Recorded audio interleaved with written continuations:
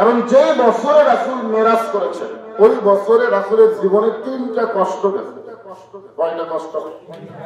1 নম্বর কষ্ট হলো চাচা আবু তালেব মারা গেছে। আপনার অনেকেই মনে করবেন চাচা বললে ভাস্তার কি হবে, চাচা বললে ভাস্তার মন খারাপ হয়। অধিকাংশ ভাস্তার খুশি হয়। কি জন্য? আমি আমার কথাই বলতেছি, আমার জন্মের পর থেকে আমার বাবার গন্ডগোল অন্য কারোর সাথে হয়নি, তাহলে চাচার সাথে হয়। তার সাথে এই সামান্য জায়গা নিয়ে মারা হয়। আমি মানুষকে দোয়া করতে পারলাম এই চাচা পরে নাই, কি মন্ডিত হব বাপটা ভালো পাইছে।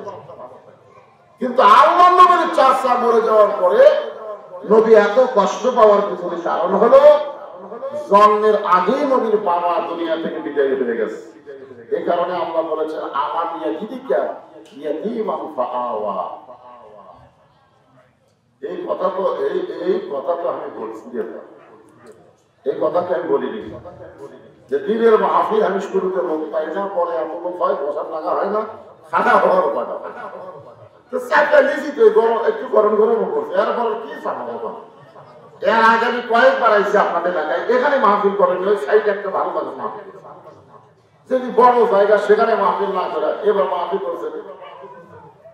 আগে ঘন ঘন আসতাম, এখনকার ঘন ঘন আসা যায় পাতলা পাতলা করতে হবে। এখন আপনারা কি করবেন, বারবার তো হক চাপটা করতে বলতে নাই মতো করবো। এদিকে আবার আসরের নামাজ ঢকঢক করতেছে, তোর সংখ্যা দেখতে।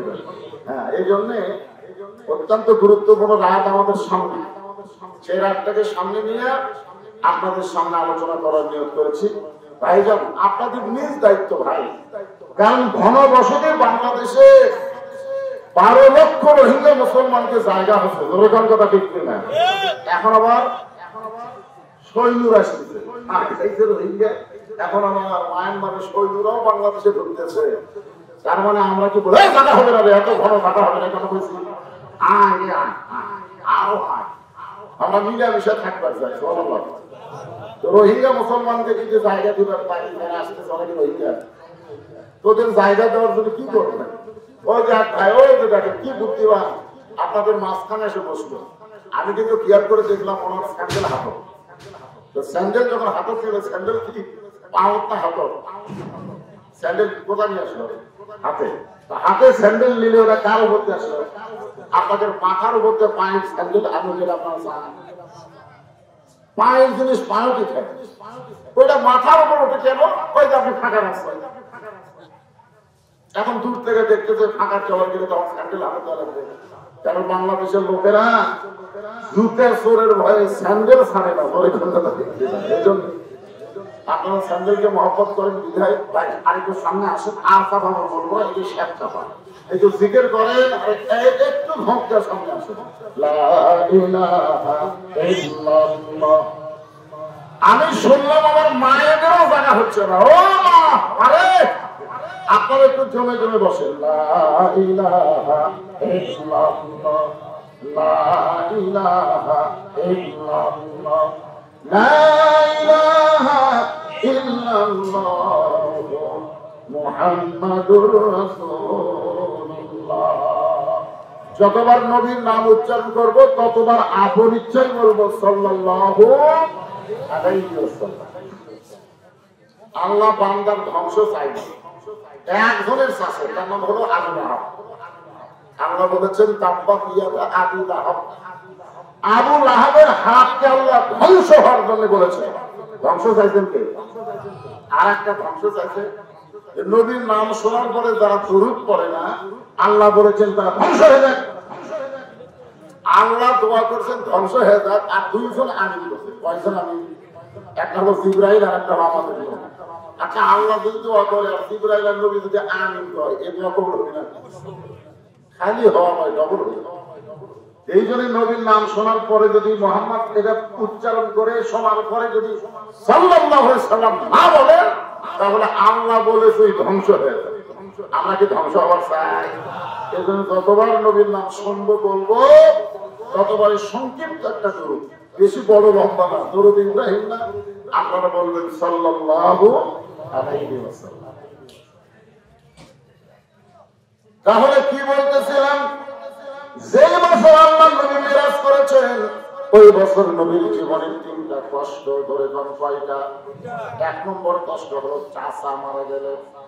চাচা, যে চাচা নবীকে লালন পালন করেছে, কারণ নবীর বাবা দাদা শুধু হয়েছে মায়ের পেটে থাকতেই নবী কি বলছে, বাবা মরে গেছে। একটা গানও আছে, শিশুকালে ময়রা গেছে মা, গর্ভে থাকতে মরছে পিতা, নবী চোখে দেখলেন না। কে করিবে লালন পালন, কে দিবে সান্ত্বনা, এই দুনিয়ার এতিম নবী ছিলেন একজন। আল্লাহ রাসূল বলেছেন, মায়ের পেটে এতিম ছিলাম, কিন্তু দুনিয়াতে আসার পরে এতিম ছিলাম না। সাহাবা বললেন, ইয়া রাসূলুল্লাহ, মায়ের পেটে আপনি এতিম ছিলেন, কিন্তু দুনিয়া আসার পরে এতিম ছিলেন না, এটা কেমন কথা? রাসূল বললেন, ভাগ্য গুণে এমন একটা চাচা পাইছিলাম, যে চাচা আমাকে বাবার দরদ দিয়ে লালন করেছে। আমার বাবা নাই, এইটা কখনোই বুঝতে পারিনি। সেই চাচা মারা গেছে। চাচা দুনিয়া থেকে বিদায় নেওয়ার কিছুদিন পরে নবীর দরদের বিবি খাদিজা দুনিয়া থেকে বিদায় নিলেন। প্রত্যেকটা বিবি হলো আদরের, আর একটা বিবি হলো দরদের। সুবহানাল্লাহ। আপনারা কি জানেন, নবীর জীবনে যতদিন মা খাদিজা জীবিত ছিলেন ততদিন রাসূল দ্বিতীয় কোনো বিয়ে করেন। মা খাদিজা যখন দুনিয়া থেকে বিদায় নিছে, তখন রাসূলের বয়স হলো 49 বছর। কত বছর? এই 49 বছর পর্যন্ত আল্লাহ রাসূল খাদিজা ছাড়া অন্য কোনো বিয়ে করেন। বাংলাদেশে কিছু নাস্তিক বলে আমাদের নবী নাকি বেশি বিয়ে করছে, তার ভিতরে নাকি কাম ভাবটা বেশি ছিল। নাউজুবিল্লাহ। খাদিজা বহুদিন নবীকে করেছে, আমার সঙ্গে সংসার করতে গিয়ে আপনার যৌবন শেষ হয়ে যাবে, আপনি আর একটা বিয়ে করেন। বিয়ের আয়াত নবীর উপর যখন নাযিল হলো, তখন খাদিজা রাদিয়াল্লাহু জীবিত ছিল। বিয়ের আয়াত কোরআনে আছে না নাই? এখানে আছে না নাই? নবীর উপরে নাযিল হলো, মা খাদিজা যখন নবীর সামনে ছিল, আল্লাহ বললেন, মাসনা 2টা বিয়ে করো, যদি পারো 3টা করো, যদি পারো 4টা করো। এটা আমাদের সকলের জন্য আল্লাহ হুকুম করেছে। কোন পক্ষে কয়টা? 2টা দিয়ে শুরু করছে। আমার ব্যাপার ওয়াজ হইতে হবে, জায়গা হয় না, আমি কি করবো? তাহলে 2টার কথা আল্লাহ বললেন। খাদিজা বলেন, ইয়া রাসূলুল্লাহ, আপনি ইচ্ছা করলে আর একটা বিয়ে করতে পারেন। আল্লাহ রাসূল বললেন, খাদিজা, দুনিয়াতে প্রত্যেকটা স্বামী যখন বিয়ে করে, বিয়ে করার পরে বউ স্বামীর হাতে তুলে দেয়, বউ কার হাতে তুলে দেয়। কিন্তু আপনার সাথে যখন আমার বিয়ে হলো, তখন আপনার হাত আমার হাতের উপর কেউ তুলে দেয়নি, বরং আমার 2 হাত আপনার হাতের উপরে তুলে দিচ্ছে। আবু তালেব বললেন, মা খাদিজাকে বলতেছে, মা আমার এতিমটারে তোমার হাতে তুলে দিলাম। মা এমন দরদ দিয়ে নবীকে লালন পালন করেছেন। আল্লাহর নবী বলেন, সর্বপ্রথম আমাকে নবী বলে তিনি স্বীকার করেছেন। সেই মহিয়সী নারীর নাম হলো খাদিজা। নিজের স্বামীকে নবী বলা আপনারা কি মনে করতেছেন? চাকরিখানির কথা। নিজের স্বামী, আমি তো বুঝতেছি আমার বউ হক হুজুরি করে না, বহুদিন করেছি, হুজুর করে 500 টাকা খালি হাসো না, হাসো কেন?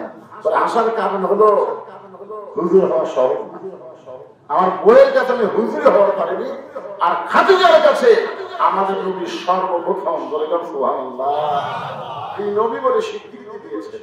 সঙ্গে সঙ্গে আল্লাহ তাআলা একটা আয়াত নাযিল করলেন। মা খাদিজা যখন ঈমান গ্রহণ করলেন, তখন আল্লাহ তাআলা কোরআনে আয়াত নাযিল করে বললেন, লাকাদ কানা লাকুম ফি রাসূলিল্লাহি উসওয়াতুন হাসানাহ।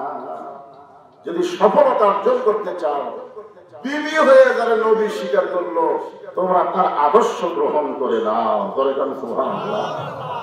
বিবি হয়ে নবী স্বীকার করা, তাকে আমাদের ধরা লাগবে। আজকে বাংলাদেশের যত বড়ই পীর সাহেব হোক না কেন, খুঁজলে দেখেন কোন পীরের বউ ওই পীরের হাতে মুরিদ হয়নি। খুঁজলে দেখেন কারণ প্রত্যেকটা পীরের বউ পীরক সঙ্গে করে। মাঝে মধ্যে মুড়িদের বইয়ের দিকে চোখ মারে, এই সারা হাতে কে মুড়ি, একটা পীরের বউ পীরের হাতে মুড়ি পায় না। এই জন্য পীরকে অনুসরণ করা যাবে না, পীরকে পুরোপুরি মানা যাবে না, মানতে হবে পুরোপুরি একমাত্র আমাদের নবীকে। বলে কথা ঠিক কিনা? এই জন্য আল্লাহ কোরআনে বলেছেন আতিউল্লাহ ওয়া আতিউর রাসূল, আল্লাহর আনুগত্য করো, নবীর তরিকা মোতাবেক চলো। নবীর তরিকা বাদ দিয়ে অন্য কোন তরিকা গ্রহণ করা যাবে না। তরিকা মানে রাস্তা, তরিকা মানে কি? তরিকা মানে কি? তাহলে নবীর রাস্তা ছাড়া আর কোন ভালো রাস্তা আছে? আপনি যদি বলেন আমি কামরিয়া তরিকা, কেউ যদি বলে মুজাদ্দিদ তরিকা, কেউ যদি বলে আমি নকশবন্দি তরিকা, কেউ যদি বলে আমি চিশতিয়া তরিকা, বুঝবেন সব কি কথা কর না কেন, সব একটাই সহি তরিকা, সেটা হলো নবীর তরিকা। মাতা কুমুর রাসূল ফাখুযুহু ওয়া মা নাহাকুম আনহু ফান্তাহু। আল্লাহ কোরআনে ডাইরেক্ট বলে দিয়েছেন আমার নবী যেটা করেছেন সেটা তোমরা করো, নবী যেটা নিষেধ করেছেন সেটা করা যাবে না। তার মানে একটাই তরিকা, রাসূলের তরিকা ছাড়া অন্য কোন তরিকা মানা যাবে। একটু মনোযোগ দিয়ে শোনেন। মা খাদিজা দুনিয়া থেকে বিদায় নেওয়ার কিছুদিন পরে নবী তায়েফের ময়দানে গেলেন। তায়েফের ময়দানে বেড়াবার গেছেন, কলেমার দাওয়াত নিয়ে। দরিদ্র কিসের দাওয়াত? কলেমার দাওয়াত দিবার গেলেন। তায়েফবাসী নবীকে গ্রহণ না করে এত নির্যাতন করলেন। নবীর সঙ্গে একজন ছিল, যার নাম হলো যায়েদ। তার নাম কি? যায়েদ ইবনে সাবিত। নবীর সঙ্গে ছিলেন, এত পাথর নবীকে মারছে। পাথর করে নবীর দেহের এমন কোন জায়গা নাই, সব জায়গায় পাথরের আঘাত লাগছে। উম্মাহাতুল মুমিনিন মা আয়েশা রাদিয়াল্লাহু তাআলা আনহা নবীকে গোসল করানোর পরে গায়ে তেল দিচ্ছেন। নবীর গায়ে তেল দেওয়ার সময় বলে, ইয়া রাসূলুল্লাহ, আপনার মুখের চেহারা পূর্ণিমার চাঁদের চাইতেও সুন্দর। আপনার এই যে অবয়ব, এই চেহারাটা পূর্ণিমার চাঁদের চাইতেও সুন্দর। ধরে গেল সুবহানাল্লাহ। কিন্তু আপনার শরীরে এত কালো কালো দাগ, আপনার কি বসন্ত হয়েছিল? আল্লাহ রাসূল ছোট বাচ্চার মতন কাঁদেন। আয়েশা বলে, আমি কি বেয়াদবি করলাম? এই কথা বলার পর আপনি কাঁদেন কেন? আয়েশা বলতেছে, ইয়া রাসূলুল্লাহ, আপনার শরীরে কি কোনো বসন্ত ব্যারাম হয়েছিল? আল্লাহ রাসূল বলে, আয়েশা রে, কোনো বসন্ত ব্যারাম হয় নাই, বরং তায়েফবাসী আমাকে এত পাথর মারছে, এই পাথরের দাগগুলো আমার শরীরের মধ্যে এখনো বিদ্ধ রয়েছে। আয়েশা বলতে হুজুর একটা একটা কাম করে, আপনি আল্লাহ বলেন, আল্লাহর দাগগুলো নিষেধে, এই দাগগুলো কথা কয় না, দাগগুলো নিষেধে। এই দাগগুলো থাকলে কেমন যেন একটা ভয় ভয় লাগে। হায় হায়, এত সুন্দর চেহারা আর শরীর ফেরি দাগ। যেরকম আমার দাগ থেকে আমার বউ ভয় করে। আমার কিন্তু দাগ আছে, এই দেখেন হাত, এরকম দাগ। এমনি তো কারো মানুষ, আমার টোটাল শরীর এরকম দাগ। আমি তো বহু দোয়া করতেছি, আমার এগুলো অসুখের দাগ। আর নবীর কি অসুখের দাগ? পাথরের দাগ। আল্লাহ নবী আয়েশা, আমি দাগগুলো ইচ্ছা করে আমার দেহের মধ্যে রেখে দিয়েছি হাসরের ময়দানে। আমার উম্মত যখন কঠিন বিপদে পড়ে যাবে, এই দাগের বিনিময়ে আমার লক্ষ লক্ষ উম্মতকে আল্লাহ জান্নাত দিবে। সঙ্গে সঙ্গে আয়েশা রাদিয়াল্লাহু তাআলা দোয়া করলেন, আল্লাহ, কলেমার দাওয়াত দিবার গায়ে নবীর শরীরে যদি দাগ হয়, সেই নবীর প্রকৃত উম্মত যারা হবে তারাও যেন বাতিলের বিরুদ্ধে জিহাদ করে তাদের দেহের মধ্যে এরকম একটা যেন দাগ থাকে। দাগ 40 বছর হল নবীর কাজ করতে হতো। কয় বছর?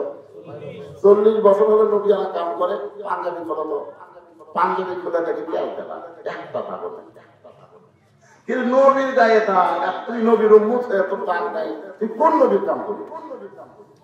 যেই নবীর কাজ করতে গেলে বাতিলের বিরুদ্ধে একটা কথাও বলা যায় না, ফিলিস্তিনের পক্ষে দোয়াও করা যায় না, এইটা নবীর কাম হতে পারে না। বলে যাওয়ার কথা ঠিক কিনা? কথা বিশাল বিশাল পাখি নবীর কাম। এদের পিছনে ইহুদি খ্রিস্টানেরা আছে, বুঝলেন না ভাইজান? নবীর কাম করবার গেলে বাতিল আপনাকে আশ্রয় দিবে না, বাতিল আপনাকে উঠাইয়া দিবে। দলে কারো কথা ঠিক কিনা? আজকে বাতিলেরা শর্ট দেয়, বাতিলেরা পাইপ দেয়, বাতিলেরা সাজা দেয়, তার মানে কি? আর আখেরে মহাজাতে সুজালু ঘুষালু যতগুলো জ্ঞান আমাদের আছে সব জায়গায় আল্লাহ কিসের আখেরে মনোভাব? যে ব্যক্তি সুদ খাচ্ছে, ঘুষ খাচ্ছে, ওইটা মনোভাব ইসলাম প্রচার হতো, তাহলে আমার নবীর চাইতে ভালো মনোভাব কেউ জানে না। বলে কথা কয় না কেন? তাইফের ময়দানে পাথরের আঘাত, এই তিনটা কষ্টের পরে আল্লাহ তাআলা নবীকে আল্লাহর আরশে নিয়ে যাবেন। নবী ঘুমাইছিলেন কাবার পাশে, আল্লাহ নবী কাবার পাশে ঘুমায় গেছেন। এমন সময় ফেরেশতা জিবরাইল নবীকে আল্লাহর আরশে নিয়ে বাড়াইছে। সুবহানাল্লাহ। এসে বলতেছে, আল্লাহ যাক, আমি বরাকের পিঠে করে আল্লাহ আপনার আরশে নিয়ে যাব, যে ঘুম পাড়তেছে কি করি? আল্লাহ বলতেছে, ঘুম থেকে ডাকতে হবে। ফেরেশতা জিবরাইল বলে, আল্লাহ কিভাবে ডাকবে? আল্লাহ বললেন, তোমার জিহ্বা বের করে নবীর পায়ের তালুতে সুরগুলি দাও। বাবা আদম থেকে আমাদের নবী সমস্ত নবীর কাছে যেই ফেরেশতা ওহী নিয়ে আইছে, সেই ফেরেশতা নাম কি? জিবরাইল। আর সেই ফেরেশতাকে আল্লাহ বলতেছে, জিহ্বা বের কর।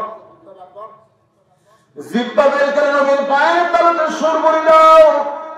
ফেরেশতা জিবরাইল তার জিহ্বা বের করে নবীর পায়ের তালুতে যখন সুরগুলি দেয়, নবী ঘুম থেকে চেতন পায়, বলে, জিবরাইল এইটা কি করলে?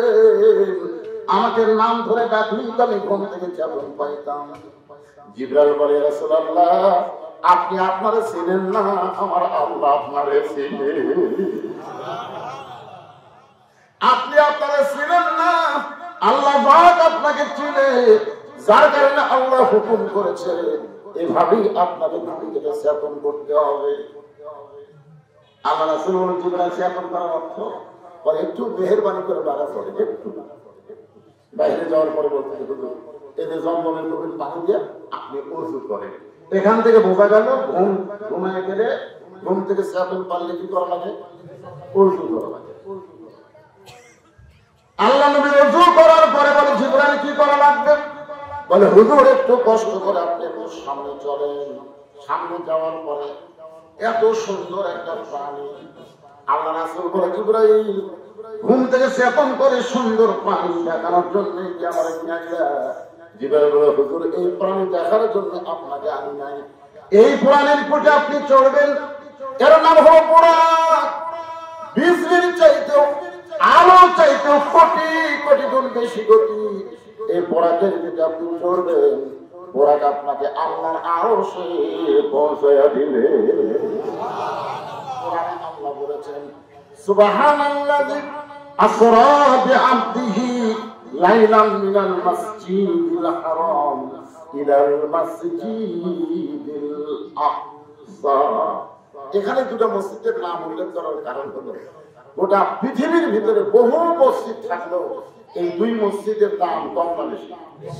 বর্তমানে একটা মক্কায় মুসলমানের কাছে আছে, আর একটা ফিলিস্তিনে আপাতত ইহুদিরা দখল করে গেছে।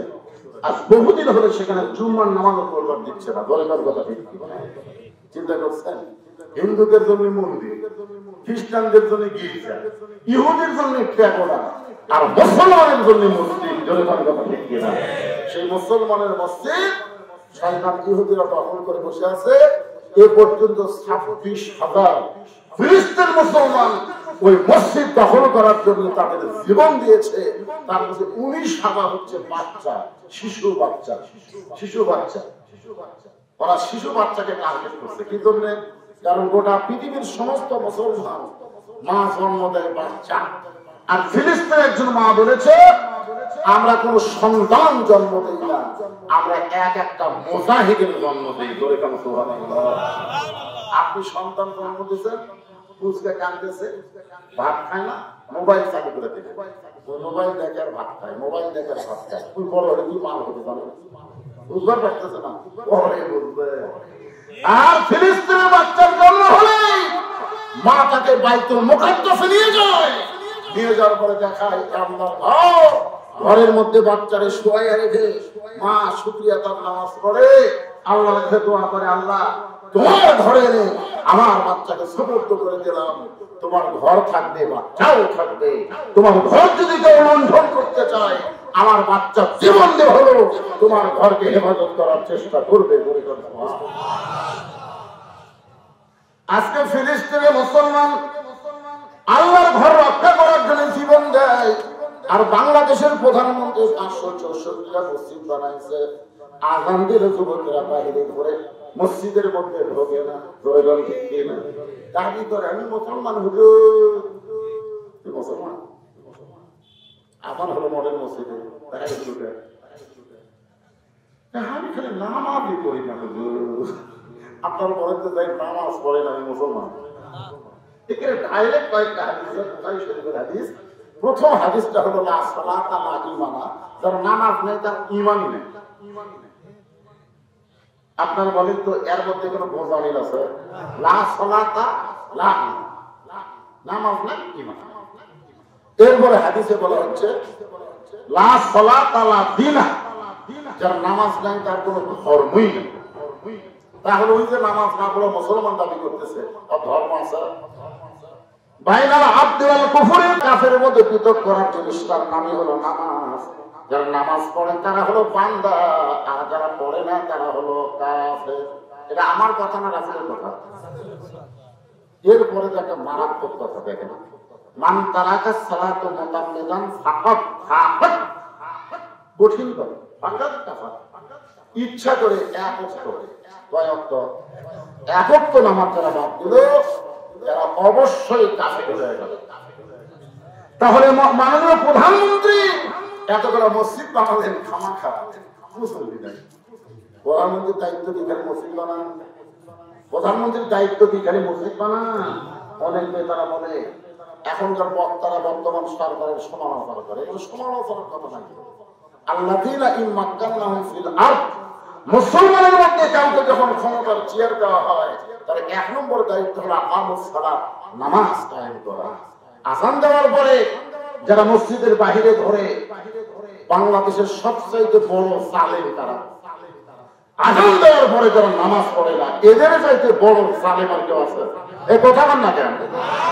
তো সেই জালেমদের পাশাত কি করতে হবে? এখনকার পুলিশেরা আলেম ধরে, আলেম না ধরে ওই জালেম গুলো ধরে, যারা নামাজ পড়তে না ওই জালেম ধরা দরকার, মাথা কান ধরা দরকার। ধরে নিয়ে ঘরের মধ্যে কাপড় খুলে পাশার উপরে 10টা করে বাড়ি দিতে হয়। এক তো নামাজ না পড়লে 10 বাড়ি, সরকারের আইন। আমি তো নামাজের ওয়াজ করলাম, কিন্তু তোমার প্রধানমন্ত্রী মসজিদ বানালো। একটু মনোযোগ দিয়ে শুনবেন। আল্লাহর নবী বোরাকের কাছে গিয়া বোরাকের গায়ে হাত দিলেন, নবীর চোখটা দরদর করে পানি পড়তেছে। ফেরেশতা জিবরাইল বলে, রাসূলুল্লাহ এত সুন্দর বোরাক, এইটা দেখার পর আপনি কাঁদেন কেন? হুজুর আপনার কি বোরাক পছন্দ হয় নাই? নবী বলতেছে, জিবরাইল তুমি কইলা বোরাকের পিঠে চলবে, বোরাক আমাকে আল্লাহর আরশে পৌঁছে দিবে। এই কথা শোনার পর আমার 30,000 বছরের পূর্ব সিরাতের কথা বারবার মনে হয়। এই কথা শোনার পরে 30,000 বছর পূর্ব সিরাতের রাস্তা অতিক্রম করতে বাংলাদেশের সময়ে কত হাজার? 30,000 বছর লাগে। যমুনা সেতুর মতন, এই পদ্মা সেতুর মতন কিন্তু এরকম ওষার না। চুলের চাইতেও শীতল, ফুলের চাইতেও ধার। যে পুল সিরাতের নিচে 7টা জাহান্নাম, এরকম কয়টা জাহান্নাম? এইটা পার হবার গেলে অধিকাংশই শতকরা 100 ধরি প্রায় আমাদের যে চরিত্র আর যে আমল একটা পুরো আল্লাহ আল্লাহ নবী বলেন, জিবরাইল এই বোরাক দেখার পরে আমার 30,000 বছরের পুরুষের কথা মনে হয়। ফেরেশতা জিবরাইল বলে, ইয়া রাসূলুল্লাহ আপনি হলেন আল্লাহর দোস্ত, আপনি পুরুষের টেনশন কেন করতেছেন? সঙ্গে সঙ্গে নবী বলে, জিবরাইল আমি নবী আমার জন্য না, আমি নবী হলাম আমার উম্মতের জন্য। সুবহানাল্লাহ। আমি নবী কার জন্য? আমার জন্য। হযরত বেলাল বললেন, হুজুর আপনি যখন কবরে যাবেন তখন মুনকার নাকির আপনার কয় প্রশ্ন করবে? আল্লাহ রাসূল বলে, বেলাল তোমার কি ধারণা? বেলাল বলে, হুজুর আপনার দুটো করবে। রাসূল বলেন, কোনটা বাদ দিবেন? বেলাল বলতে, আমার নবী এই প্রশ্ন আপনার করবে না, কেন আপনি তো নবী, আপনাকে প্রশ্ন করবে। রাসূল কাঁদলেন, বললেন, দেখো তোমাদের ভাগ্য কত ভালো, তোমাদের নবী আছে, আর আমার ভাগ্য এত খারাপ, আমার কোনো নবী নেই। তোমাদের ভাগ্য এত ভালো, তোমাদের নবী আছে, জোরে বলেন কি আছে? কথা কম না, নবী থাকলে কি হয়? নিদানে আখেরাতে তরাইতে পুলসিরাতে, সবাই বলেন নিদানে আখেরাতে তরাইতে পুলসিরাতে, কান্ডারি হইয়া নবী পার করিলেন সেই তরণী। সবাই একটু জবান করে যুবকেরা বলো, নবী মোর পরশমণি, নবী মোর সোনার খনি, নবী নাম ভাবে যে সেই তো রোজা আনের ধ্বনি। এরপরে একটা গানের মধ্যে বলা হচ্ছে, আসেন আমার মুক্তার, আসেন আমার ব্যারিস্টার, সেই বিচারের হাইকোর্টেতে তিনি আমায় করবেন পার, আমি পাপী রাসূল যাবে। তোর টেনশন আছে? তোর টেনশন আছে? আল্লাহ রাসূল বলেছেন শুধু ইমান নিয়ে মত। দুনিয়াতে যত পাপ করো রে আমার উম্মত, তোমাদের কোনো টেনশন নাই, যত পাপ করো কোনো টেনশন নাই, ঈমান নিয়ে যদি কবরে আসতে পারো, আমি রাসূল ওয়াদা দিলাম তুমি ছাড়া আমি জান্নাতের মধ্যে ঢুকবো না। আপনি যা করেন করবেন, অসুবিধা নেই, যা ইচ্ছা তাই করে, কিন্তু মরার সময়, এখন মরার সময় ঈমান নিয়ে কারা মরবার পারবে? তাই গেলে এখন সবাই দেখি আজকে যা দুনিয়ার বাড়ির দিকে বারবার টাকা, তিনতলা ডট লাইন করে বসে গান করতে ফেরেস্তাদের পাগলা, তুই বিল্ডিং দেখবে আমার সাথে দেখবে ফেরেস্তা ফাঁকা খায়, বামনাদের ফেরেস্তা গায় পকেটে শর্ট দেয়, শর্ট দিয়ে কবর দেখাতে হবে, কবর দেখে সারা কবর দেখে না, বিল্ডিং দেখে, এরকম আসে না, কথা কন না, কবর দেখবেন, কবর কবর না দেখে বিল্ডিং যারা দেখে এরা মরার সময় ঈমান নিয়ে মরতে পারবে না, দুনিয়ার চিন্তা করতে করতে আর জীবন যাবে। দরকার কথা ঠিক কথা মারাত্মক কথা, মরার সময় ঈমান নিয়ে যদি মরবার চাই, যে আলোচনাটা করতেছে একটু মনোযোগ দিয়ে শুনতে হবে ভাইজান, কারণ দিন গেলেই রাত আসতেছে, আমাদের ভাগ্যের রাত। আল্লাহর নবীকে আল্লাহ নিয়ে গেছেন, ভাগ্য করে সেই নবী হলো আমাদের নবী। ধরে গেল সুবহানাল্লাহ। আমাদের নবীর সম্মান মানে আমাদের সম্মান। আল্লাহ বলেছেন ওরা ফায়না লাকা যিকরাক, ওগো নবী আপনাকে আমি সবার উপর সম্মান দিয়েছি। নবী বলে, আল্লাহ এই সম্মান আমি আমার উম্মতকে দিয়ে দিলাম। আল্লাহ রাসূল বলেন, বেলাল মানুষ কবরে গেলে তাকে মুনকির নাকি তিনটা প্রশ্ন করতে হয় না, আমি যদি কবরে না যাই তাহলে কয়টা করবে? সমস্ত সাহাবীরা চুপ, হুজুর কি কয়, হুজুর যেটা কথা এটাই ঠিক। সব নবী মরে গেলেও আমাদের নবী মরে না, এটা ঈমানের আকীদার ব্যাপার। ইসলামের আলো জ্বালায়া দিয়া নবী শুইয়া আছেন সোনার মদিনায়, সবাই বলে ইসলামের পতাকা উড়ায়া দিয়া নবী ঘুমায়া আছেন সোনার মদিনায়। আপনি যখনই দরুদ করলেন, ফেরেশতারা নিয়ে গিয়ে মদিনায় বলতেছে, হুজুর এই যে মত যাবে আপনার এই উম্মত, ঠিক আছে, কোনোদিন আপনার দেখেনি, আপনার নাম শুনে দরুদ করবো, দরুদগুলো জমা নেন তো, কারণ এত ওজন এই দরুদে। আমরা ফেরেশতারা ঢোয়াবার রাখতেছিল, হুজুর এত ওজন জমা নেন। আল্লাহ রাসূল বলেন, কোনো নেকি লাগবে না রে, আমার কাছে যে দরুদ জমা আছে এই দরুদ খালি নেকির পাল্লায় তুলে দিব, আমার উম্মতের সবগুলো জান্নাতে চলে যাবে। এই জন্য সবার ভাগ্যে দরুদ পড়াও হয়।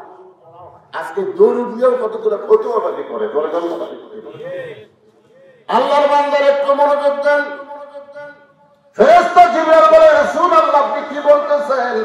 আল্লাহ নবী বলেন, জিবরাইল এমন করে একটা বোরাক আমার আল্লাহ যদি আমার গুনাহগার উম্মতকে দিত, আমি বোরাকের দিকে উঠতে শান্তি পাইতাম। কি নবী রে, বোরাকের দিকে চলবি তো আমাদের বলে দিত। আর আমাদের এই দিকে একটা করে মার্সিডিজ গাড়ি বসে, পেয়ারা গাড়ি বসে, গাড়ির চড়া ঢাকার গেছে, আর এমনি খুঁজে পাওয়া যাচ্ছে না। বলে কোন ঠিক কিনা? ভোটের আগে হায় হায় প্রত্যেকটা মাহফিলের চিন্তা, ভোট হয়ে গেলে ওই নেতার সামনে ঘুরতেছে, খালি মরে আর উঠার মধ্যে বাড়ি বসাবে। তোর এখন কথা ঠিক চান্সে যদি হবার চান বিশ্বনবীর উন্মত রাত্তার চান্সে বুঝি করে এই সামান্য হায়াতকে নষ্ট করেন না। সামান্য হায়াত আল্লাহ আমাদেরকে দুনিয়াতে দিয়েছে। তোর এখন কথা ঠিক কিনা? রাত্তার চান্সে না করে বিশ্ব নেতার চান্সে হন। আমার নেতা, তোমার নেতা বিশ্বনবী মুস্তাফা। তোর এখন সুবহানাল্লাহ। ফেরেশতা জিবরাইল বলে, ইয়া রাসূলুল্লাহ আমার মনে হয় আপনার এত বড় সাওয়া আল্লাহ কবুল করবে না। তোর নবীর জন্য আল্লাহ যে বোরাক তৈরি করে নাই, আপনার জন্য স্পেশাল ভাবে তৈরি করছে। আপনি সেই বোরাক গুনাহগার উম্মতের জন্য যাবেন, আমার মনে হয় এই সাওয়া আল্লাহ কবুল করবে না। মানে সাওয়াটা একটু বেশি হয়ে গেছে। নবী বলে, জিবরাইল আমার উম্মতের ব্যাপারে সাওয়া বেশি হয়েছে। ঠিক আছে, বোরাকের কাছ থেকে নবী 11 গজ দূরে গিয়ে মাটির দিকে তাকায় থাকে। বোরাকের দিকে তাকায় না। ফেরেশতা জিবরাইল বলে, বোরাকের দিকে না তাকায় মাটির দিকে। আল্লাহ নবী বললেন, জিবরাইল ঠেকা আমার না, ঠেকা হলো তোমার আল্লাহ। আমি আল্লাহর আরশে যাবার চাই। আল্লাহ পাক গাড়ি পাঠাইতেছে আমাকে যাওয়ার জন্য, আমি যাব না। ঠেকা কি মঠ গ্রামের না? ঠেকা আমার না, আমার গাড়ি ভাড়া আগে দিচ্ছে, আপনি যাবেন। ঠেকা আপনাকে আল্লাহ রাসূল বলে, আমি তো আল্লাহর কাছে যাওয়ার চাইনি, আল্লাহ পাঠাই দিচ্ছে, জানবো যাব না। সঙ্গে সঙ্গে আল্লাহ বলে, জিবরাইল আমি লা ইলাহা ইল্লাল্লাহ বসে আছি মুহাম্মদ রাসূলের আশায়। আর মোহাম্মদ রাসূল যদি যানবাহন ফেরত দেয়, আমি আল্লাহ বড় কষ্ট পাই। আমি লা ইলাহা ইল্লাল্লাহ বসে আছি কার আশায়? মোহাম্মদ রাসূলের আশায়।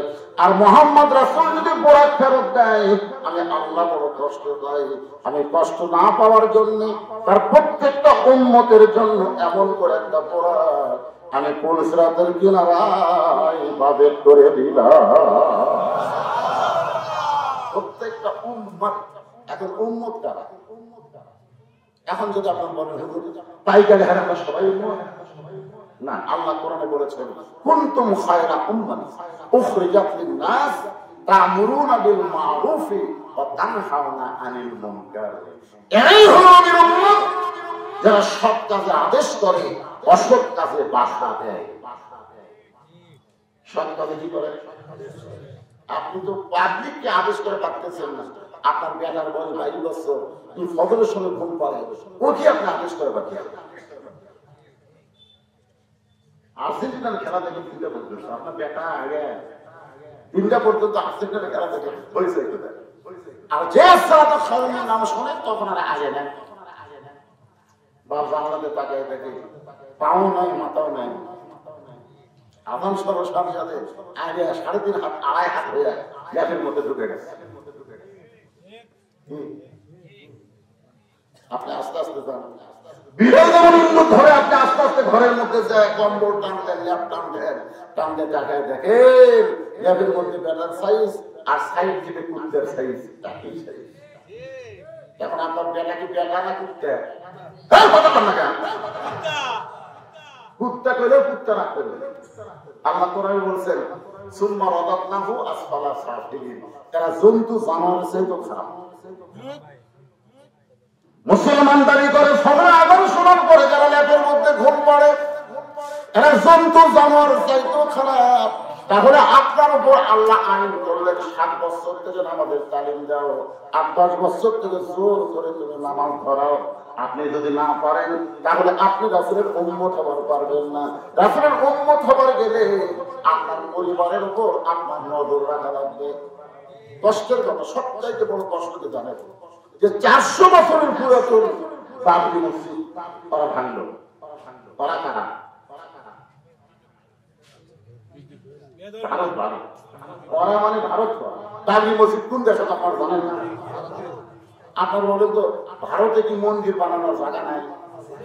রাম মন্দির যারা উদ্বোধন করলো, এই মন্দির বানানোর জায়গা কি ভারতের নাই? তাহলে মন্দির বানানোর জন্য মসজিদ ভাঙবে কেন? ওই জায়গায় মন্দির বানানো। ওরা মুসলমানের কলিজার মধ্যে হাত দিছে। মুসলমানের নামাজ না পড়লে মসজিদকে তার জীবনের চাইতে বেশি ভালোবাসে। আমার এলাকায় 2 বিয়া নামাজি গন্ডগোল লাগে, বলতেছে বিশ্বাস যদি না করিস মসজিদ ছোঁচ। আমি গেলাম, তুই তো নামাজ পড়িস না, তুই মসজিদ ছুঁয়ে কি করবি? নামাজ না পড়লে কি বলবো? মসজিদ আপন খাওয়া। আর সেই ভারতের চ্যানেল, সেই ভারতের স্টার জলসা জি বাংলা আজকে আমাদের ঘর চলতেছে। ঠিক করে হবে না তো। নবীর উম্মত হওয়ার গেলে ভালো কাজে আদেশ করা লাগবে, অসৎ কাজে বাধা দেওয়া লাগবে। কার বাধা দেবে? প্রধানমন্ত্রী বুঝি দেওয়া লাগবে না। আপনার বাড়িটা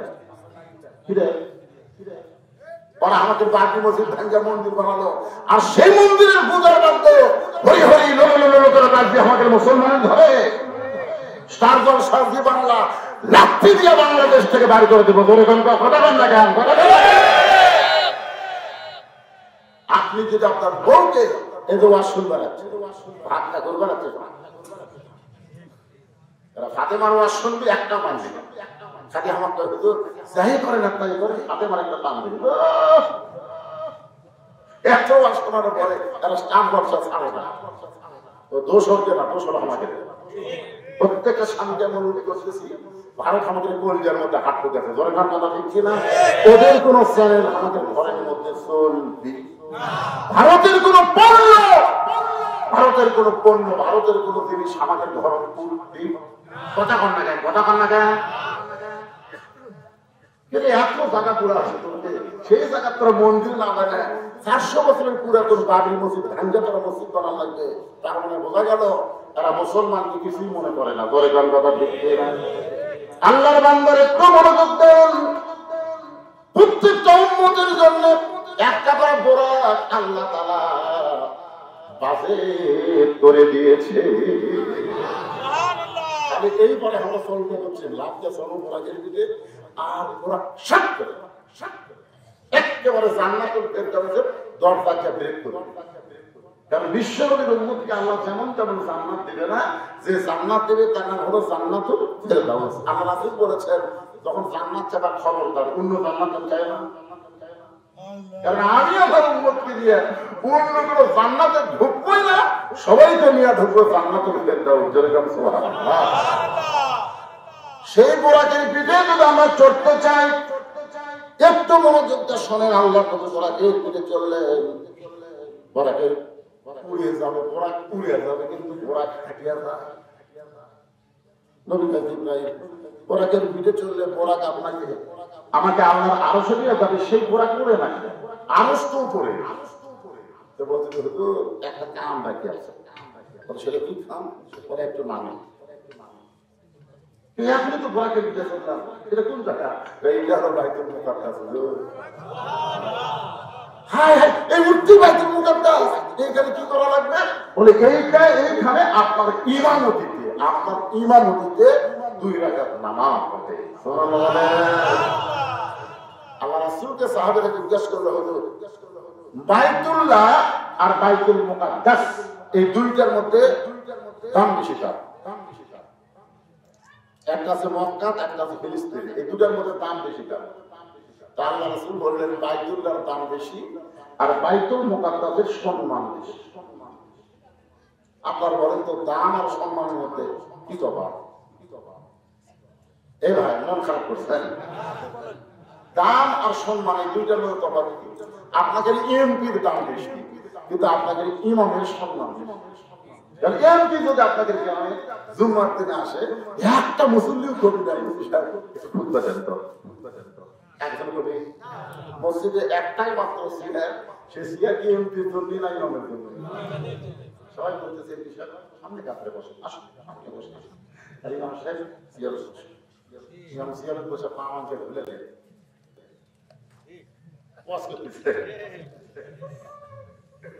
আল্লাহটাই গেলে নেতা দেখ কার দাম বেশি, কার সম্মান বেশি।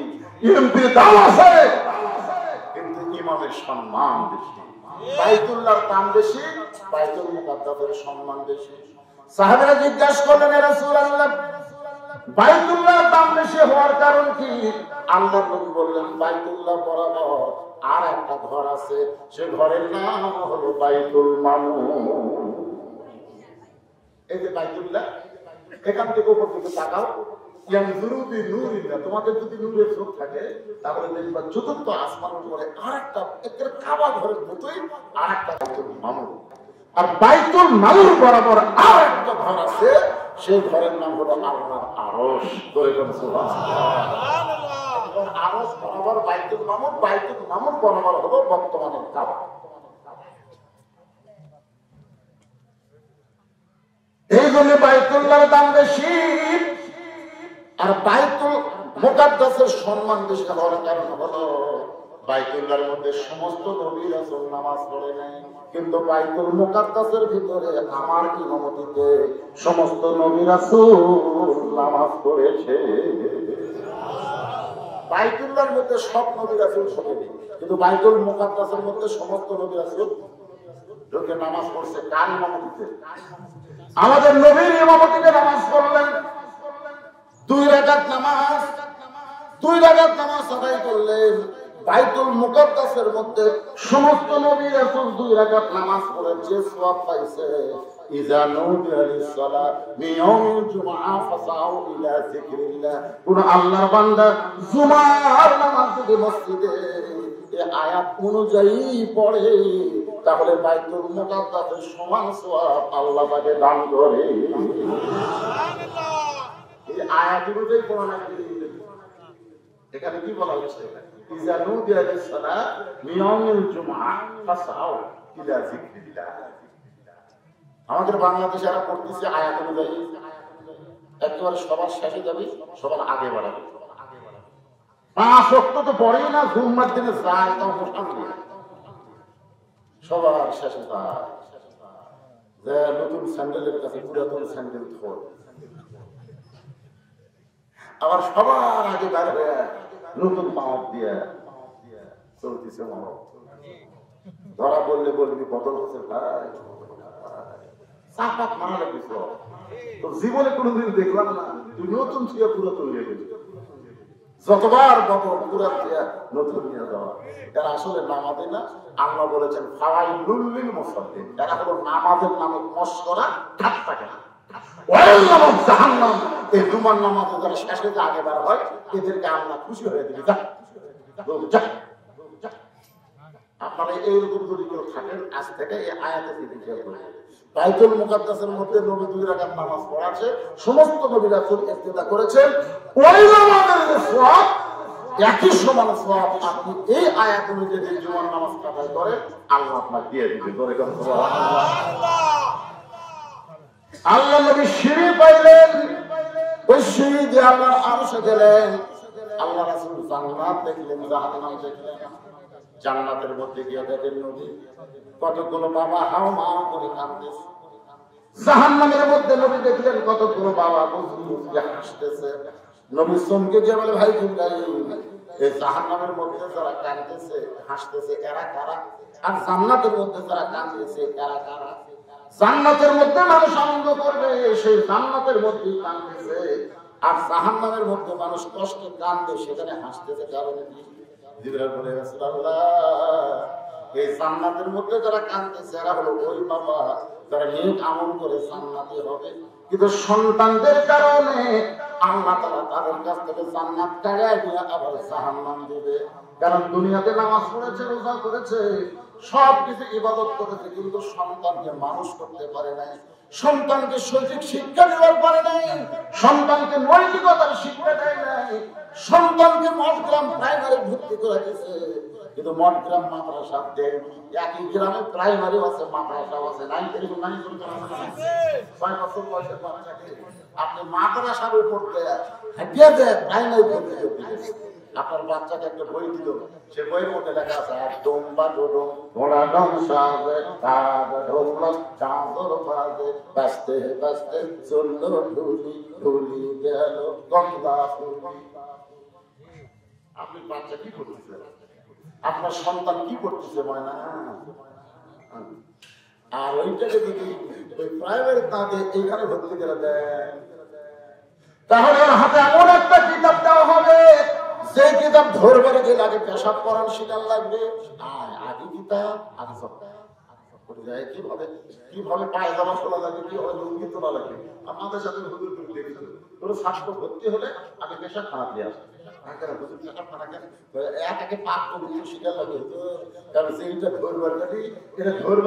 পবিত্র হয়, পবিত্র হওয়া ছাড়া এইটা ধরার কোন কথা কন না।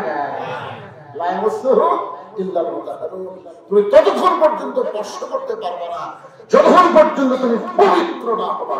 তাহলে আপনার সেই মাসুম বাচ্চাকে পবিত্র হওয়ার শিক্ষায় ভর্তি না করে আপনি অপবিত্র হওয়ার জায়গা ভর্তি করে দিলেন। আপনি জাহান্নামে যাবেন নাকি জান্নাত পাবেন? আর কথা নাই, ওই বেটা আপনি ছাড়বেন। ছোটবেলা তো প্রাইমারি যাওয়ার চাকরি আমার বাপে হয়ে গেছে, বই সুযোগ হচ্ছে খারাপ হয়ে লাগতেছে, দেখা করে দিয়ে হাত চালিত দেখা করে যন্ত্র বাক্সে লাগতেছে। কোন ক্লাসে বলছিলে তোর পিঠের ওপর কি কয় বই চাষা বই সুযোগ খারাপ। বস বাবা বস, কেমনে পেশাব করা সার শিখাই বসে তবে চাষা কি কম প্রাইমারি পেশাব করা যায় দেখি আমার সারই খারাপ হয়, জানা সারই বলে খারাপ হয়, আমি কি করবি? আপনি সন্তানের ছেলে করতে গেলে দিয়ে আপনি জান্নাত চাচ্ছেন, আল্লাহ আপনার জান্নাত দিবি, কিন্তু ওই বেটার শয়তানের কারণে আল্লাহ জান্নাত থেকে রাখবে। যা তুই জান্নাত পাইছিস, তোর বেটার কারণে তুই জান্নাত যা। এই জন্য বাপগুলা জান্নাতের জানতেছে অতি সত্তর জাহান্নামে যাচ্ছে। আর জাহান্নামে যাদেরকে হাসতে দেখতেছে এরা পাপ করার কারণে জাহান্নামী হয়েছে, কিন্তু এদের সন্তান 5 ওয়াক্ত নামাজ পড়ে আল্লাহর কাছে বলে রব্বি রহমহুমা কামা রব্বায়ানি সগীরা। আল্লাহ বাবা বাপের কবরের কাছে আমি সন্তান হয়ে কাঁদি, আমার বাপরে তুমি জান্নাত দিয়ে দাও। আল্লাহ কয় বান্দা রে তুই পাপী হয়ে জাহান্নামী হলে কি হবে? তুই নেককার সন্তানের ওসিলায় অতি সত্তর আমি আল্লাহ করে জান্নাত দিয়ে দেব।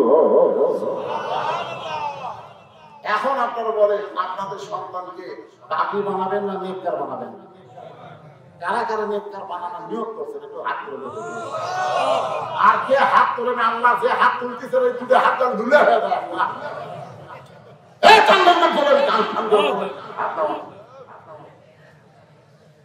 এখন যারা বিয়ে করেননি চান্স নেন, সন্তান হলে যাকে সন্তান বড় হয়ে গেছে বুড়া মানুষ হয়ে আমার তো সন্তান হওয়ার চান্স নাই, দেখুন আমার নাই, আমার আছে, আমার 3টা মেয়ে আছে, 2 মেয়ে এখন পারিনি।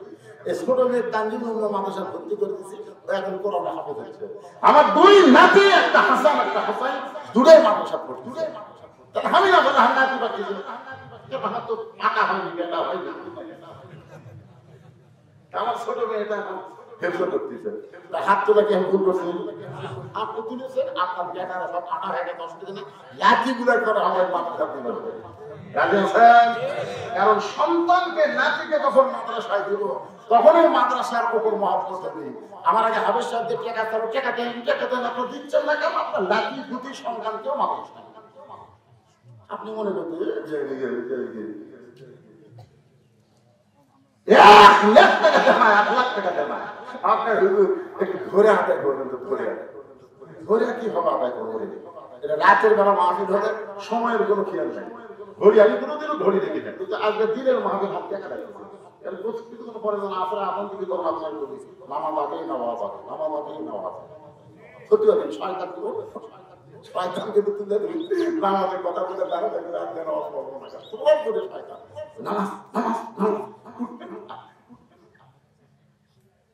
তিনজন সন্তান এই মাদ্রাসা থেকে এবার 30 পারা কোরআন হেফজ করার কারণে পাগড়ি হলো।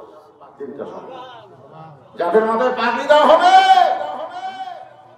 আপনাদের টাকায় আপনাদের দানের এই মাদ্রাসা মসজিদকে দেখাবো আমাদের কাছে বিশাল মসজিদ বহু কাজ মসজিদ। এখন আপনাদের কাছে আমি বেশি চাইবো না বাবা যাদের বাপ মা কবরে গেছে বাপ মাকে জান্নাতে দেওয়ার জন্য এই মাদ্রাসায় একটা কোরআন শরীফ বাবদ 500 করে টাকা দান করবে। একটা কোরআন শরীফ 500 টাকা দান করলে একটা কোরআন শরীফ দান করার সওয়াব আল্লাহ আপনাদের আমার মনে হয় দিবে।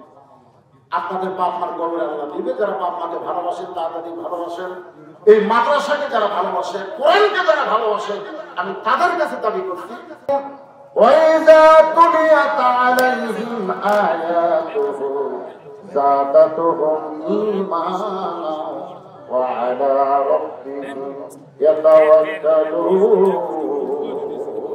আল্লাহু আকবার।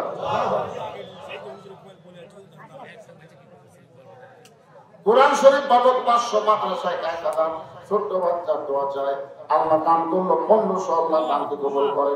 ভাই যে রুমাল নামছে সবাই দেন 10 20 50 100 যে যা পারে আপনার দানটা কমপ্লিট করেন। আমি একটা কথা বলে যে আয়াতে কারিমা তেলাওয়াত করেছি ইয়া আইয়ুহাল্লাযীনা আমানু ইসতাঈনু বিস-সাবরি ওয়াস-সালাহ ইন্নাল্লাহা মা'আস সাবিরিন। যে আয়াত নিয়ে আজকে ওয়াজ শুরু করছি আল্লাহ ইমানদারকে লক্ষ্য করে বললেন আমি আল্লাহর কাছে যদি কিছু পাবার চাও তাহলে ধৈর্যের নামাজের মাধ্যমে চাও। ধৈর্যের নামাজ এই দুইটাই হলো লাইলাতুল মিরাজ। এটা সামনে নিয়ে ওয়াজ করতেছিলাম রাসূল চলে গেল জান্নাত জাহান্নামে। জান্নাতের মধ্যে দেখতেছে কাঁদতেছে আর জাহান্নামের মধ্যে হাসতেছে। আপনারা বলেন তো এই যে জাহান্নামের মধ্যে হাসতেছে জান্নাতের মধ্যে কাঁদতেছে এই দুই জনের মধ্যে কার ভাগ্য ভালো? কি বুঝলেন? এই জান্নাতের মধ্যে কান্দার ভাগ্য ভালো না জাহান্নামের মধ্যে হাসা ভাগ্য ভালো? তাহলে যদিও জাহান্নামে হন কোনো টেনশন নাই একটা বেকার মতন বেটা তৈরি করে এটা বুঝতে পারতেছি। তারপরে কিছু টাকা আপনাদের কাছে চাইলাম মাশাআল্লাহ ভালোই দিচ্ছেন আলহামদুলিল্লাহ। আর একজন 500 টাকা দান করলো কোরআন বাবদ আল্লাহ দান কবুল করে। এখন আসে মূল আলোচনায় আল্লাহর সঙ্গে যেটা আমি শুরু করেছিলাম নবী যখন দুনিয়ায় আল্লাহ নবীকে দেখবার বাইরে পায় না হ্যাঁ ধরে গেল বাইরে পায় না মুসা নবীর চোখের পাওয়ার কম যার কারণে আল্লাহ দেখবার চাইছিল কারণ আল্লাহ কোন জায়গায় আছে মুসা নবী দেখবার পায় না খালি কথা হয় ধরে গেল কি হয়। আমরা যখন এই কোরআন শরীফ পড়ি ভাই তখন কিন্তু কথা কার সাথে হয়? আল্লাহ বলেছেন মুসা নবী নিজে কালিমুল্লাহ আর আমার প্রত্যেকটা উম্মত যারা কোরআনের সঙ্গে সম্পর্ক রাখবে কোরআন তেলাওয়াত করবে তারা নিজেরাই একটা করে কালিমুল্লাহ হয়ে যাবে। ধরে কান সুবহানাল্লাহ।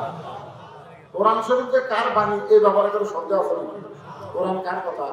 আল্লাহর কথা। এই দেখেন নতুন হাদিসা পর্যন্ত আপনাদের কাছে রুমাল লেগেছে বাবা এই একে পায়ের তলে ফেরেশতারা নূরের পাখা পিছিয়ে দেয় বাবা ওই গামছা থাকি দিয়ে না দেন 10 20 50 100 যাই ব্যাপার আল্লাহ রাসূল দেন জীবনের শেষ দান হতে পারে আজকে দান করে আপনার জীবনের শেষ দান আল্লাহ রাস্তে দিবেন। এই মাদ্রাসা সব বিষয় এলাকা মন্ডল সভাপতি সেক্রেটারি কেশিয়ার সদস্য এরা পক্ষ নেন পাখি খুলে দেন বাবা মার এখন একসাথে আছে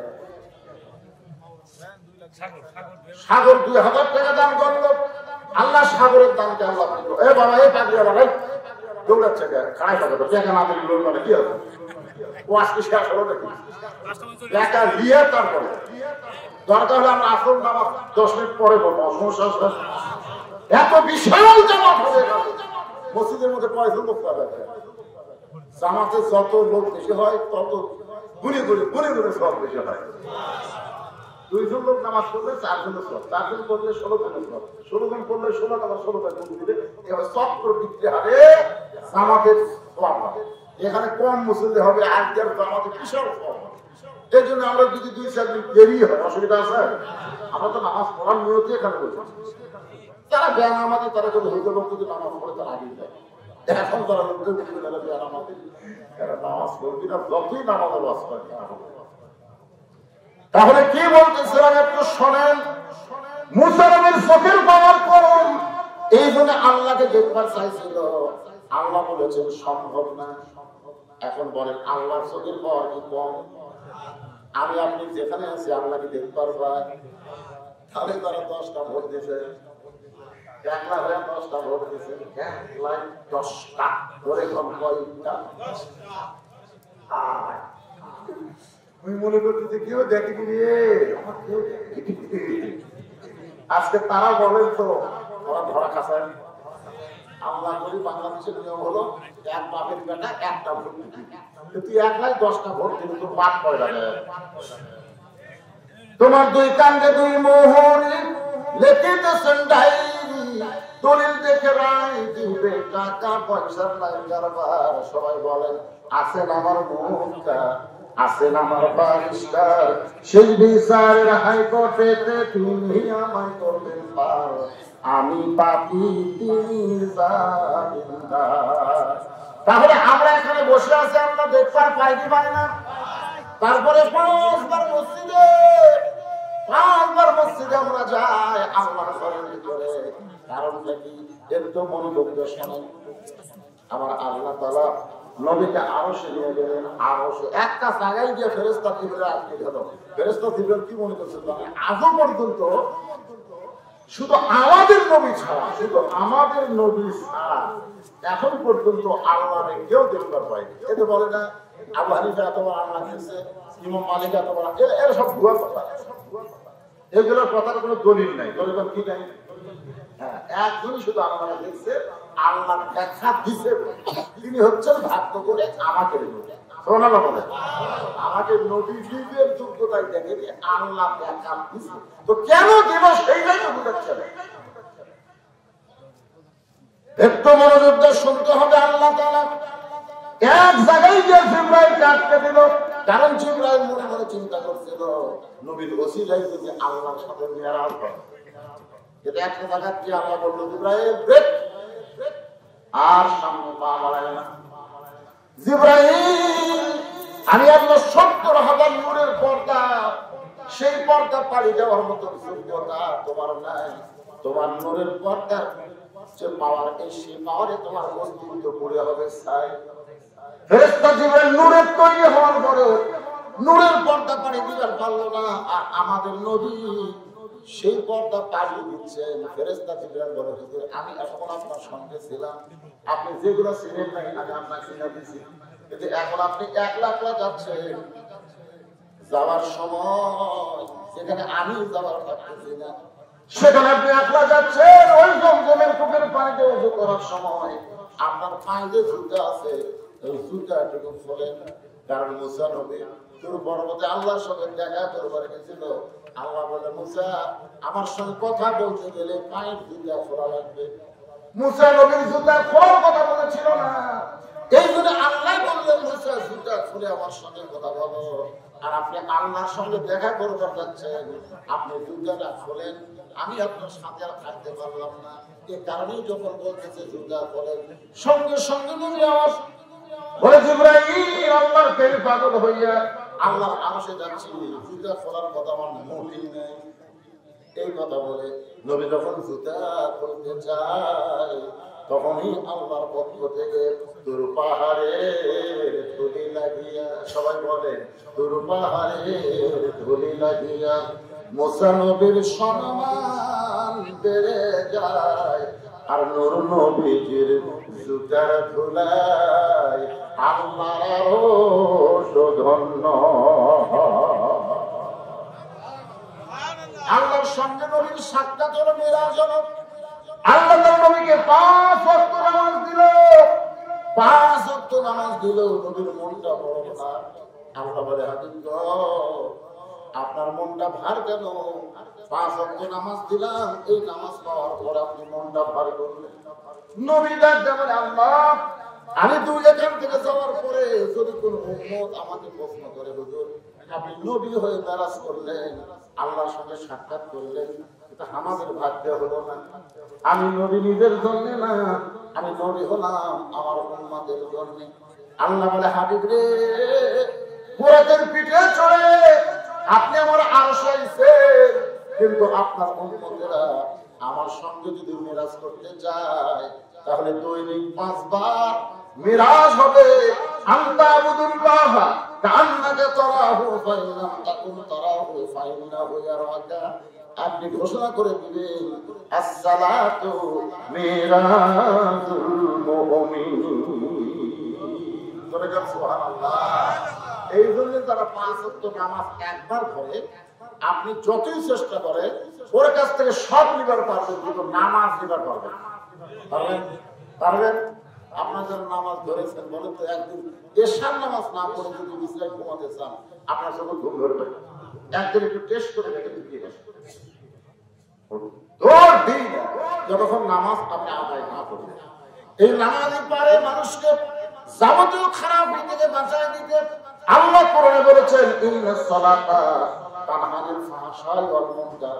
একমাত্র নামাজই পারে মানুষকে যাবতীয় খারাপ থেকে বাঁচায় দিতে। আপনার ছেলেটাকে যে ফোনটি মোবাইল কিনে দিয়েছেন, এখন সবচেয়ে ছেলেদের জন্য সবচেয়ে মহা বিপদ হচ্ছে মোবাইল। দরকার নাম কি? ও যদি 5 ওয়াক্ত নামাজ পড়ে তাহলে আপনার টেনশন নেই। আপনার ছেলে এরকম মোবাইলের ধরুন যদি 5 ওয়াক্ত নামাজ পড়ে তাহলে আপনার কোনো টেনশন কেন নাই? কারণ নামাজই পারে যাবতীয় অশ্লীলতা খারাপি থেকে বাঁচায় দিতে। তার মানে কোনোদিনও খারাপ কিছু দেখবার যাবে না। খারাপ কিছু দেখবার গেলেই অনিমান বলতে পারে, না বন্ধ করলে কি হবে রে, আল্লাহ দেখতেছে। যারা 5 ওয়াক্ত নামাজ ধরছে এর কাছ থেকে আল্লাহ খারাপই কেড়ে নিতে। তাহলে আপনার চেষ্টা করা লাগবে আপনার সন্তানকে যেমন করি হোক 5 ওয়াক্ত নামাজ ধরাতে হবে। ধরে কোনো কথা ঠিক কিনা? এই মেরাজের গুরুত্বই হলো নামাজ। মেরাজের গুরুত্ব কি? নামাজ আল্লাহর সঙ্গে মিলন হওয়ার একমাত্র ইবাদতের নাম হলো নামাজ। হাদিসে আছে বিস্তারিত, হুজুরি কলব ব্যতীত পশ্চিম কালেও নামাজ তোর হয় না। হাদিসে আছে বিস্তারিত, হুজুরি কলব ব্যতীত পশ্চিম কালেও নামাজ তোর হবে না। তবে কেন গাও জোয়ারি মানুষকে দেখাও নামাজ পড়ি, ও তোমার সিদ্ধ বীজে সুফসল ফলে না। আজও কেন আল্লাহর নামাজ ধরতে পারবা না? অধিকাংশ মানুষ নামাজ পড়ে আল্লাহর জন্য পড়ে, না নিজের জন্য পড়ে, না মেম্বার চেয়ারম্যান হওয়ার জন্য পড়ে, না জনগণকে ধোঁকা দেওয়ার জন্য পড়ে। এগুলো কিন্তু আল্লাহ দেখে। দরিদ্র কথা ঠিক কিনা? কতগুলো জামাই শ্বশুর বাড়ি গেলে বাধ্য হয়ে নামাজ পড়ে। হ্যাঁ বললে শ্বশুর চুরি করে, আমি হাজি মানুষ আর আমার জামাই নামাজ পড়ে না, তোর বুঝতে না আপা করে গেলে 3 বিঘা জমি করে এরকম আছে না? আমার তো সিয়ারগুলো দাঁড়ায় একদিনই আসলে না আছে। যদি 10 জন লোক দেখে সেটা বলে আগে নামাজ, আগে নামাজ। তার মানে কি বুঝলেন? আসল নামাজি আমাদের বাংলাদেশে যারা 70% নামাজ পড়ে এরাও সব জ্ঞান নামাজ, কিন্তু নামাজই না। দেখা বাবা আমি যাচ্ছি মসজিদে, যাওয়ার সাই দেখলে বোঝা যায় যে আল্লাহর সঙ্গে দেখা দেওয়া যাচ্ছে না শয়তান টানা টেনা আস্তে আস্তে নিয়ে দেওয়া হচ্ছে। বোঝা লাগছে মসজিদে গেলে কার সঙ্গে দেখা হবে?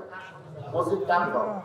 প্রধানমন্ত্রীর ঘর, প্রেসিডেন্টের ঘর, এমপির ঘর। এক একটা ঘর আছে না? ওটা কার ঘর বলে? প্রধানমন্ত্রীর ঘর।